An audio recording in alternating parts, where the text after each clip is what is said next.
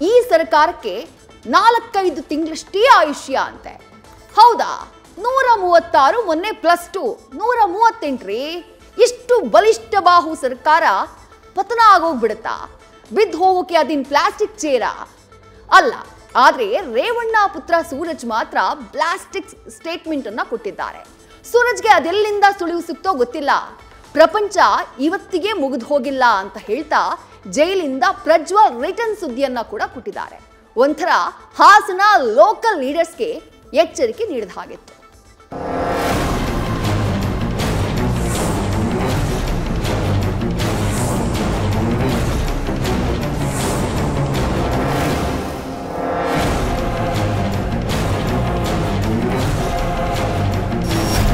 ರಾಜ್ಯ ಕಾಂಗ್ರೆಸ್ನಲ್ಲಿನ ಸಿಎಂ ಕುರ್ಚಿ ಅಖಾಡ ನಿತ್ಯವೂ ಕಾದಾಟದ ಬಾಕ್ಸಿಂಗ್ ರಿಂಗ್ ಆಗಿದೆ. ನಿನ್ನೆಯಷ್ಟೇ ಎಐಸಿಸಿ ಅಧ್ಯಕ್ಷ ಖರ್ಗೆ ಒಗ್ಗಟ್ಟಿನ ಪಾಠ ಮಾಡಿ ಎಚ್ಚರಿಕೆಯ ಸಂದೇಶ ಕೊಟ್ಟಿದ್ದಾಗಿದೆ. ಒಗ್ಗಟ್ಟಲ್ಲೇ ಬಲ, ಇಲ್ಲದೆ ಹೋದ್ರೆ ಜನ ತಿರಸ್ಕರಿಸ್ತಾರೆ ಅನ್ನೋ ಸೂಕ್ಷ್ಮತೆಯ ಪಾಠ ಮಾಡಿದ್ದಾರೆ. ಆದ್ರೆ ಪವರ್ ಶೇರಿಂಗ್ ಕದನ ರಣರೋಚಕ ಆಗಿರ್ಲಿದೆ ಅಂತ ಕಾತರದಿಂದ ಕಾಯ್ತಾ ಇರುವ ವಿಪಕ್ಷಗಳು ಸರ್ಕಾರ ಪತನದ ಕನಸು ಕಾಣ್ತಾ ಇವೆ. ಅದೇ ಕಾರಣಕ್ಕೆ ರೇವಣ್ಣ ಪುತ್ರ ಸೂರಜ್ ಸಹ ಸರ್ಕಾರದ ಭವಿಷ್ಯ ನುಡಿದಿದ್ದಾರೆ. ಸಿದ್ದು ಸರ್ಕಾರಕ್ಕೆ 4-5 ತಿಂಗಳಷ್ಟೇ ಆಯುಷ್ಯವಂತೆ. ಸರ್ಕಾರ ಪತನದ ಭವಿಷ್ಯ ನುಡಿದ ರೇವಣ್ಣ ಪುತ್ರ ಸೂರಜ್.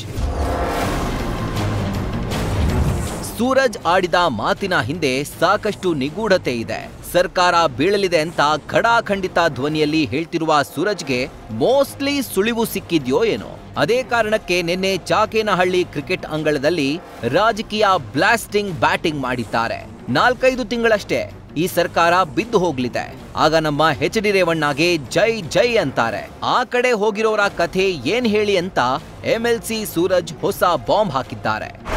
ಇನ್ನೊಂದು 4-5 ತಿಂಗಳಲ್ಲಿ ಸರ್ಕಾರ ಚೇಂಜ್ ಆಗುತ್ತೆ. ಈಗ ಆ ಕಡೆ ಹೋಗಿರೋರೆಲ್ಲ ಅವ್ರ ಕಥೆ ಏನು? ಅದೇ ನಾನು ಕೇಳೋದು, ನಿಮ್ಮನ್ನ ಕೇಳ್ತಾ ಇರೋದು, ಟೆಕ್ನಿಕಲ್ ಕ್ವಶನ್ ಕೇಳ್ತಾ ಇರೋದು. ಒಂದು 4-5 ತಿಂಗಳಿಗೆ ಸರ್ಕಾರ ಚೇಂಜ್ ಆಯಿತು ಅಂದ್ಕೊಳ್ಳಿ. ಆಗ ಬಂದ್ಬಿಟ್ಟು ಮತ್ತೆ ಸೂರಜ್ ರೇವಣ್ಣಕ್ಕೆ ಜೈ ಅಂತಾರ, ಎಚ್.ಡಿ. ರೇವಣ್ಣಕ್ಕೆ ಜೈ ಅಂತಾರೆ. ಅಲ್ಲ, ಇದೇ ಕತೆ. ಅವ್ರವ್ರು ಕರ್ಕೊಂಡು ಮತ್ತೆ ಇದು ಕೈ ಮಸಿಗೆ ಮಾಡ್ಕೊಂಡು ಬರೋದು. ಕೇವಲ 1 ತಿಂಗಳಲ್ಲಿ ಜೈಲಿಂದ ಪ್ರಜ್ವಲ್ ರಿಟರ್ನ್. ಪ್ರಪಂಚ ಇವತ್ತಿಗೆ ಮುಗಿಯೋದಿಲ್ಲ, ರಾಜಕೀಯ ಗೊತ್ತು. ಜೈಲು ಪಾಲಾಗಿರುವ ಮಾಜಿ ಸಂಸದ ಪ್ರಜ್ವಲ್ ಆಗಮನದ ಬಗ್ಗೆ ಸೂರಜ್ ಸ್ಫೋಟಕ ಹೇಳಿಕೆ ನೀಡಿದ್ದಾರೆ. ಇನ್ನೊಂದು ತಿಂಗಳಲ್ಲಿ ಹೊರಗೆ ಬರ್ತಾರೆ. ಇವತ್ತಿಗೆ ಪ್ರಪಂಚ ಮುಗಿಯೋದಿಲ್ಲ, ಮುಂದಕ್ಕೂ ರಾಜಕೀಯ ಏನು ಅನ್ನೋದು ನನಗೂ ಗೊತ್ತಿದೆ ಅಂತ ವಿರೋಧಿಗಳಿಗೆ ಗುಮ್ಮಿದ್ದಾರೆ. ನಿಮ್ಮ ಜೊತೆ ಇದ್ದು ಏನು ಬೇಕೋ ಸಹಕಾರ ಮಾಡ್ಕೊಂಡು ಬಂದಿದ್ದೀನಿ.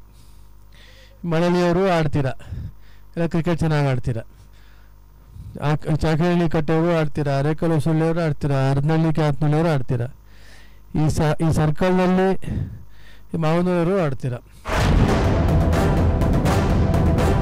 ಕಾಂಗ್ರೆಸ್ನೊಳಗೆ ಆವರಿಸಿದ ಜ್ವಾಲೆ ಯಾವಾಗ ಸ್ಫೋಟವಾಗುತ್ತೋ ಗೊತ್ತಿಲ್ಲ. ನಿನ್ನೆ ಖರ್ಗೆ ಹೇಳಿಕೆ ಬಳಿಕ ಒಂದು ಹಂತದಲ್ಲಿ ನಿಯಂತ್ರಣಕ್ಕೆ ಬಂದಂತಿದೆ.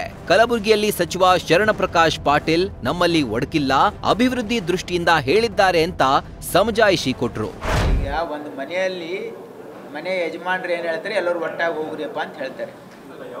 ಯಾವ ದೃಷ್ಟಿಯಿಂದ ಹೇಳ್ತಾರೆ ಅಂತಂದರೆ ರಾಜ್ಯದ ಅಭಿವೃದ್ಧಿ ಹಿತದೃಷ್ಟಿಯಿಂದ ಹೇಳ್ತಾರೆ. ಅದು ಸಾಮಾನ್ಯವಾಗಿ ಎಲ್ಲರೂ ಇದು ಎಲ್ಲರಿಗೆ ಮೂಲ ಮಂತ್ರ, ಅದೇನು ಒಗ್ಗಟ್ಟಿನಲ್ಲಿನೇ ಶಕ್ತಿ ಇರೋದು ಅಂತಕ್ಕಂಥದ್ದು. ಮತ್ತು ಎಲ್ಲಿ ಒಡಕಿಂದ ಎಲ್ಲಿದೆ, ಯಾರು ಒಡಕಿನ ಮಾತುಗಳು ನೀವೇ ಆಡ್ತಾ ಇದ್ದೀರಿ, ಯಾರು ಜನ ಮಾತಾಡ್ತಾ ಇಲ್ಲ ನೋಡಿ. ಯಾರು ಸ್ಟೇಟ್ಮೆಂಟ್ ಹೇಳಿಲ್ಲ, it's because of your leading questions.